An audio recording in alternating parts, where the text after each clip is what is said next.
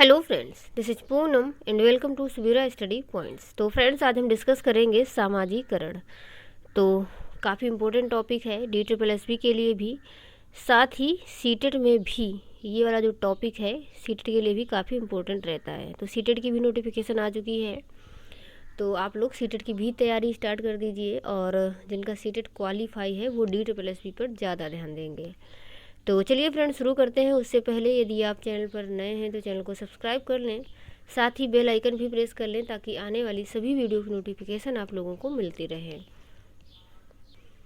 तो चलिए फ्रेंड्स, समझते हैं सामाजिकरण। सामाजिकरण एक प्रकार का सीखना है जो सीखने वालों को सामाजिक कार्य करने के योग्य बनाता है।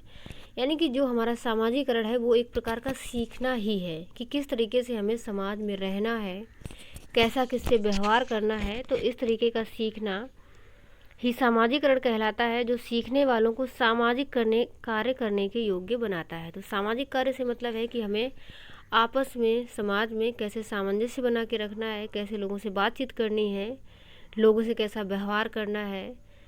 तो ये सारी चीज़ें सामाजिकरण कहलाती हैं।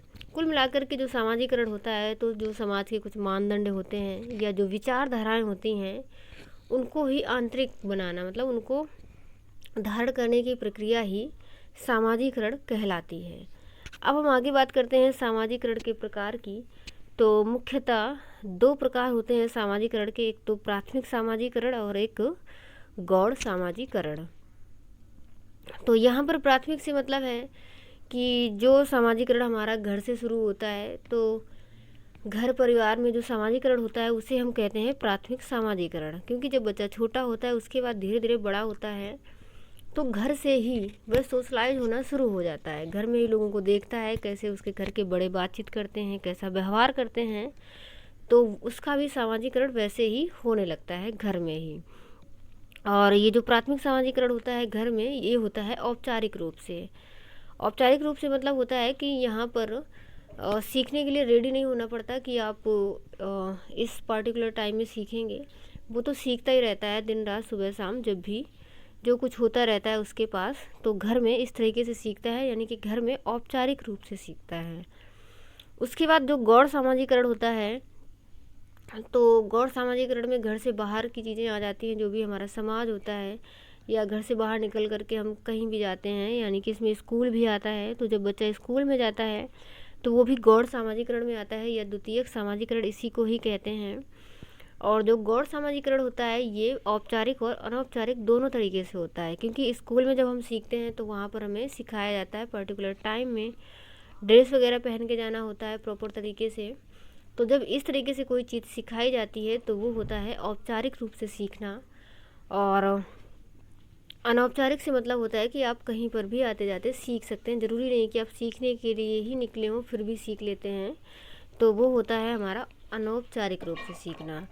तो जो गौड़ सामाजिकरण है वो औपचारिक और अनौपचारिक दोनों तरीके से होता है, जबकि जो प्राथमिक है हमारा वो अनौपचारिक रूप से होता है। तो आपको ये समझ में आ गया होगा प्राथमिक और गौड़। आगे बात कर लेते हैं अन्य प्रकार। तो अन्य प्रकारों में प्रत्याशात्मक सामाजिकरण और पुनः सामाजिकरण। प्रत्याशात्मक से मतलब होता है कि आप किसी चीज़ के इच्छुक हैं। इच्छुक से मतलब कि कोई ग्रुप आपको अच्छा लगता है, या किसी कुछ लोगों की, मतलब कुछ लोगों का एक छोटा सा समाज है, उनके तौर तरीके आपको अच्छे लगते हैं तो आप वैसा बनने का प्रयास करते हैं। मतलब उनके जैसी इच्छा रखते हैं, उनके जैसा बनना चाहते हैं, उनके ग्रुप में शामिल होते हैं।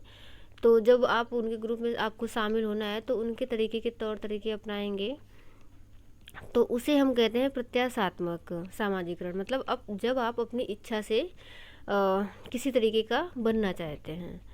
इसके अलावा पुनः सामाजिकरण से मतलब है कि पुनः का मतलब दोबारा होता है। मतलब दोबारा से आपका जब सामाजिकरण होगा तो दोबारा से कैसे, कि जैसे आप सोशलाइज तो हो चुके हैं, उसके बाद यदि आप कहीं बाहर जाते हैं तो वहाँ पर जैसे आपने अभी तक जो कुछ भी सीखा है लेकिन वहाँ के तौर तरीके अलग हैं, तो आपको वैसे फिर रहना पड़ेगा।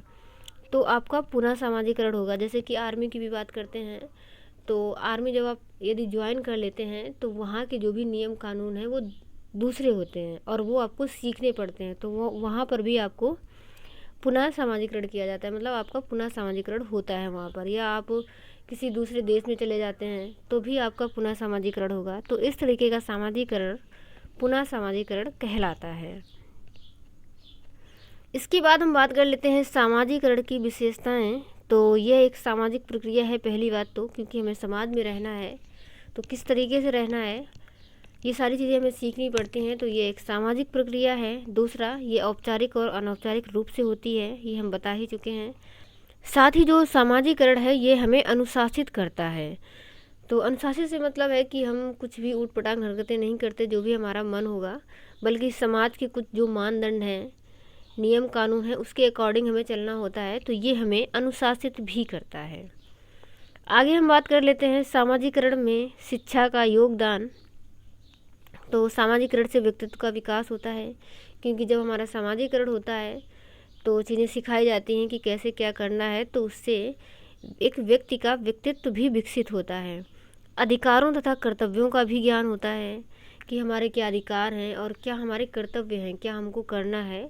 ये सारी चीज़ें हमें सामाजिकरण के तहत शिक्षा में सिखाई जाती हैं। और संस्कृति का ज्ञान होता है, मतलब जब शिक्षा दी जाती है तो संस्कृति का ज्ञान भी करवाया जाता है, साथ ही नियमों का पालन करना सिखाया जाता है और विभिन्न लोगों से संपर्क, साथ ही समायोजन करना भी हम सीखते हैं। तो ये सारा हो गया सामाजिकरण में शिक्षा का योगदान। आगे बात कर लेते हैं सामाजिकरण के वाहक। वाहक से मतलब होता है कि किनके थ्रू हमारा जो सामाजिकरण है वो होता है। तो एक तो परिवार से होता है, स्टार्टिंग परिवार से ही होती है, हम परिवार से ही चीज़ों को सीखना शुरू कर देते हैं। उसके बाद शिक्षा के माध्यम से हमारा सामाजिकरण होता है, धर्म से भी होता है, साथ ही समूह, मतलब हम अपने दोस्तों के साथ रहकर बहुत सारी चीज़ें सीखते हैं। इसके अलावा आर्थिक स्थिति भी सामाजिकरण का वाहक है। भाषा भी सामाजिकरण को प्रभावित करती है और भाषा के माध्यम से ही सामाजिकरण होता है, क्योंकि बिना भाषा के चीज़ों को हम कैसे सीखेंगे। इसके अलावा मीडिया वगैरह आदि कई सारी चीज़ें होती हैं जिसके माध्यम से हमारा सामाजिकरण होता है। अब यहाँ पर हमने एक दो क्वेश्चन लिए हैं, उनको भी देख लेते हैं। तो पहला क्वेश्चन है, एक शिक्षक विद्यार्थियों में सामाजिकरण को विकसित कर सकता है। महान व्यक्तियों के बारे में बोलकर, आदर्श रूप से बर्ताव कर या उन्हें अच्छी कहानियाँ सुनाकर, अनुशासन की अनुभूति को विकसित करके। तो यहाँ पर जो हमारा बेहतर आंसर हो जाएगा वो हो जाएगा आदर्श रूप से बर्ताव करके, क्योंकि यदि आप बच्चों को महान व्यक्तियों के बारे में बताते हैं तो बताने से ज़्यादा उतना प्रभाव नहीं पड़ता बच्चों के ऊपर, या फिर अच्छी कहानियाँ सुनाने से भी ज़्यादा प्रभाव नहीं पड़ेगा।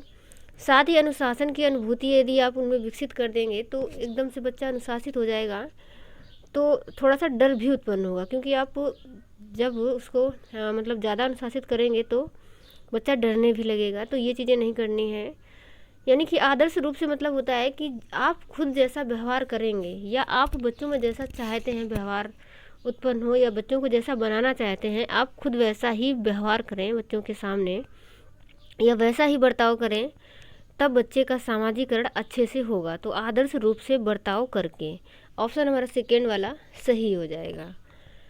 इसके अलावा जो अगला क्वेश्चन है वो है, सामाजिक अधिगम आरंभ होता है अलग से, संपर्क से, भीड़ से, या फिर दृश्य श्रव्य सामग्री से। तो यदि सामाजिक अधिगम की बात करें तो सामाजिक अधिगम अलग से तो उत्पन्न नहीं होगा, और रही बात भीड़ की, तो भीड़ भाड़ में भी वहाँ पर सामाजिक अधिगम नहीं होता, क्योंकि भीड़ भाड़ में इतनी भगदड़ होती है। इसके अलावा जो दृश्य श्रव्य सामग्री है तो इससे भी नहीं, बल्कि जो संपर्क है, क्योंकि जब कुछ भी हमें सीखना है तो लोगों से आपस में जब हमारा संपर्क बनता है, बातचीत होती है, तभी हम कुछ ना कुछ सीखते हैं। तो ऑप्शन हमारा सेकेंड यानी कि संपर्क से सही हो जाएगा। तो चलिए फ्रेंड्स, आज की वीडियो में हम इतना ही रखते हैं, और मैं आशा करती हूँ कि आपको सामाजिकरण ये टॉपिक अच्छे से समझ में आया होगा। एंड आगे मिलेंगे अगले वीडियो में, तब तक के लिए bye bye and take care.